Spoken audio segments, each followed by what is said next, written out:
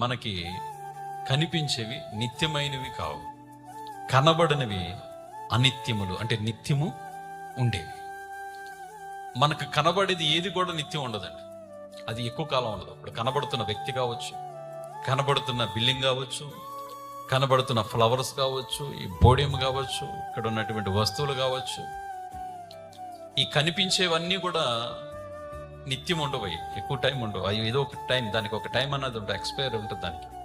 అది 100 సంవత్సరాలు కావచ్చు, లేకపోతే 500 సంవత్సరాలు కావచ్చు.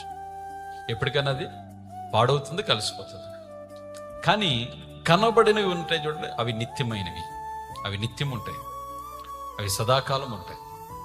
కాబట్టి దేవుడు ఆత్మ కాబట్టి ఆయన నిత్యమైన దేవుడు. గాలి ఉంది, గాలికి ఎక్స్పైర్ డేట్ ఉందా? అది కనబడదు మనకి, కానీ అది ఒక నిమిషం గాలి ఆగిపోతే మనిషి బ్రతకలేడు. ఈరోజు మనల్ని జీవింపజేస్తుంది, మనం బ్రతుకుతున్నామంటే గాలి. ఇలాగూ అనేకమైనవి కనబడినవి మనకి, ప్రాణం మనకు కనబడదు, కానీ మనల్ని ఏం చేస్తుంది?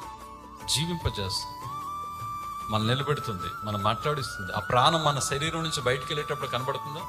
కనబడదు. అది శరీరాన్ని విడిచి వెళ్ళినప్పుడు ఆత్మ కనబడదు. కాబట్టి మనం కూడా, దేవుడు ఆత్మ ఉన్నాడు కాబట్టి ఆత్మను ప్రతిమగా ఆరాధించకూడదు, ఆత్మను ఆత్మతోనే ఆరాధించాలి.